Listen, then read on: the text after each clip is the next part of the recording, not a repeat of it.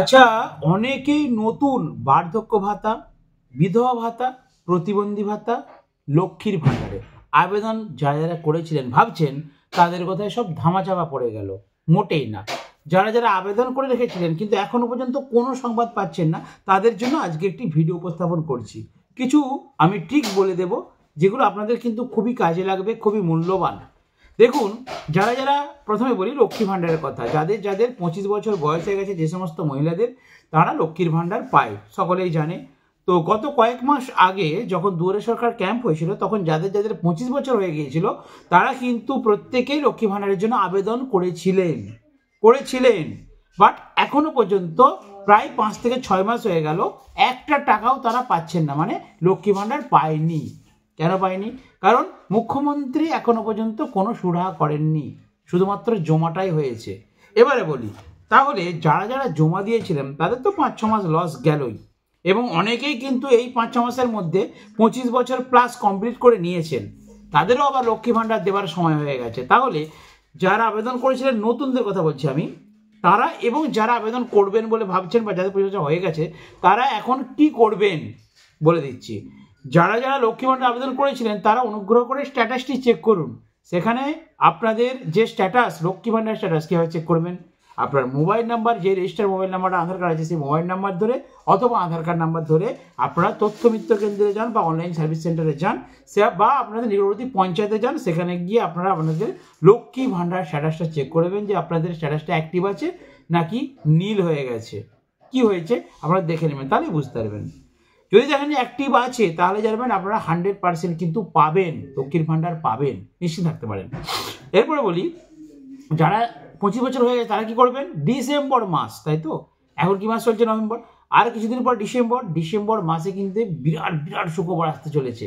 বিরাট মানে একদম বলে বোঝানো যাবে না, এরকম একটা কিন্তু অন্তর্মহলে আলোচনা চলছে জোরদার, যে এই লক্ষ্মী ভাণ্ডার প্রকল্পের কিন্তু নতুন ফর্মও দেওয়া হবে এবং নতুনদেরও কিন্তু একবারে, মানে যারা আবেদন করেছে তাদের প্লাস নতুনদের প্রত্যেকের আবেদন আছে। প্রত্যেক বছর দেখবেন আমরা ডিসেম্বর মাসে হয়, তো সেরকম এবছরও কিন্তু ডিসেম্বর মাসে একটা লক্ষ্মী ভাণ্ডারের বিরাট একটা সুখবর কিন্তু আপনারা পাবেন। আমি যেহেতু শিওর ঘোষণা নেই সেহেতু মুখে প্রকাশ করছি না, আপনারা বুঝে নিন, বিরাট একটা সুখবর পাবেন। মানে লক্ষ্মীর ভাণ্ডার তো চালু হবেই, তার সাথে কিন্তু টাকাও বাড়বে, আপনাদের টাকা বাড়বে, এটা আমি বলে দিলাম, মিলিয়ে নেবেন আমার কথা। এরপরে বলি, এই গেল লক্ষ্মী ভাণ্ডার। আচ্ছা, তাহলে নতুন যারা আছে আপনারা ওয়েট করুন, দুয়ারে সরকার ছাড়া আপনাদের কোনো উপায় নেই, দুয়ারে সরকার ক্যাম্প হলে তবে আপনারা জমা দিতে পারবেন, এবং সেটা ডিসেম্বরে খুব শীঘ্রই হবে, চিন্তার কোনো কারণ নেই। দীর্ঘ প্রতীক্ষা করেছেন, 5 মাস 6 মাস, আর 1 মাস পরেই সুরাহা হবে। এরপরে আসা যাক বিধবা ভাতা, প্রতিবন্ধী ভাতা, আর সর্বশেষ বলি বার্ধক্য ভাতা। দাদু ঠাকুমারা অনেকে আছেন আবেদন করে খুবই চিন্তায় আছেন, যারা পাচ্ছেন তারা তো পেয়ে যাচ্ছেন, কিন্তু যারা আবেদন করলেন, যাদের ডকুমেন্টসগুলো অ্যাপ্রুভ করা হলো, তাদের পেমেন্ট আর দিল না, সরকার থেকে পেমেন্ট আর আসলো না। দাদু ঠাকুমারা খুবই বিচলিত হয়ে পড়েছেন, চিন্তার কোনো কারণ নেই। তাদেরও ডিসেম্বর মাসে কিন্তু সুখবর আসতে চলেছে, কারণ বার্ধক্য ভাতারও কিন্তু টাকা দেওয়া হবে এই ডিসেম্বর মাস থেকেই, এরকমই খবর আছে।